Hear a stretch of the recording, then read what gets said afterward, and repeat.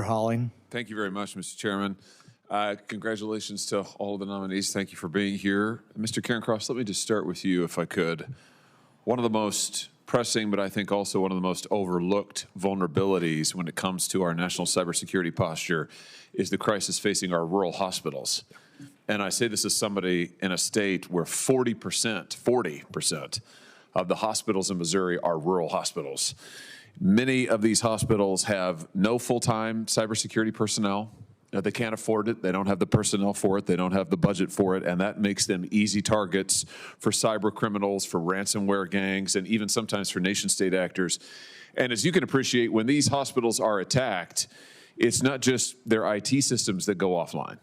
It's cancer treatments, it's surgeries that gets canceled, it's emergency care that gets disrupted. So let me just ask you, are you familiar generally with this issue and the plight that rural hospitals face in this regard?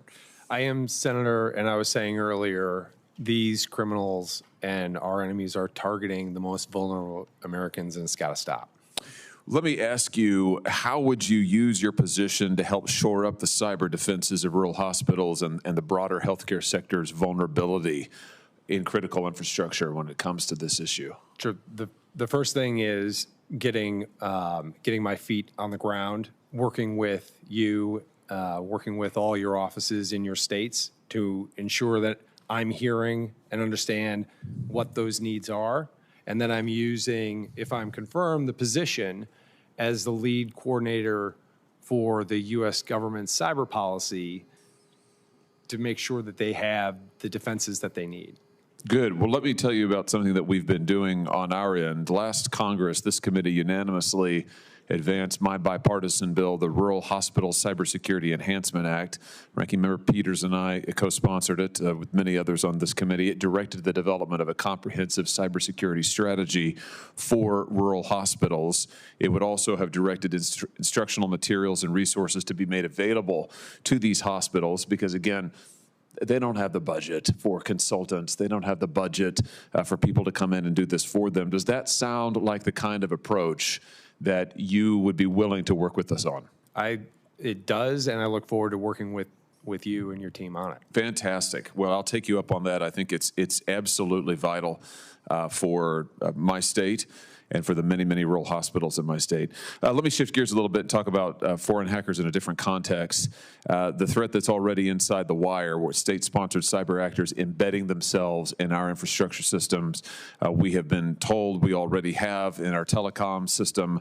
This is the Salt Typhoon issue. We already have hackers who are embedded. In your assessment, how vulnerable are our critical systems to these kind of state-sponsored infiltration campaigns? Well, Senator, what I was saying is these attacks are scaling up and they're becoming more sophisticated. And so what really is key, since so much of cyber defense falls on the private sector in our country, is a great relationship between the United States government and the private sector. And that involves going to them and listening and figuring out what is the barrier to a smooth and efficient and effective defense. And in some cases, that is working on a regulatory scheme that makes sense. It's incentivizing information flow, and it's using the comparative advantage of the United States government, which can illuminate the battlefield for the private sector and leveraging those assets.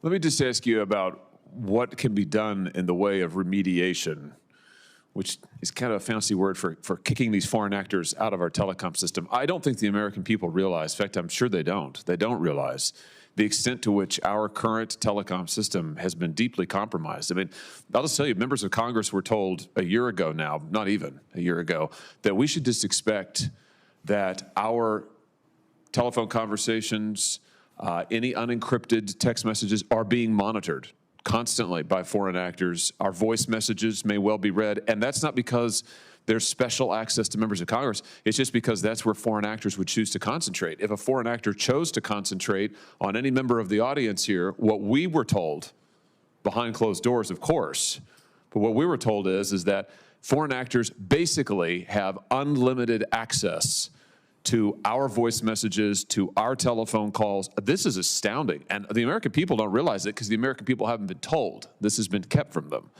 And they're sitting, these foreign actors are sitting right now. They're sitting in our telecom system, in our exchanges. What are we going to do to get them out of there and protect the American people who right now are sitting ducks? And frankly, they haven't been told the truth. Yeah, Senator, I think that is correct. I think you're right that the American public is largely unaware of the scale of this issue. This is not an IT issue. This is an operational issue. It manifests in real life, and it has real, potentially life and death consequences. And as I've said over and over again, they are targeting the most vulnerable among us, along with our telecom system. Volt Typhoon was critical infrastructure. They are squatting on our system. It is imposing, as I've said, a strategic dilemma on us, and that behavior needs to change. And in order to do that, I believe we should begin to impose strategic dilemmas on our adversaries in this domain. Well, that would certainly be a good start. Thank you, Mr. Chairman. Time has expired. Senator Peters.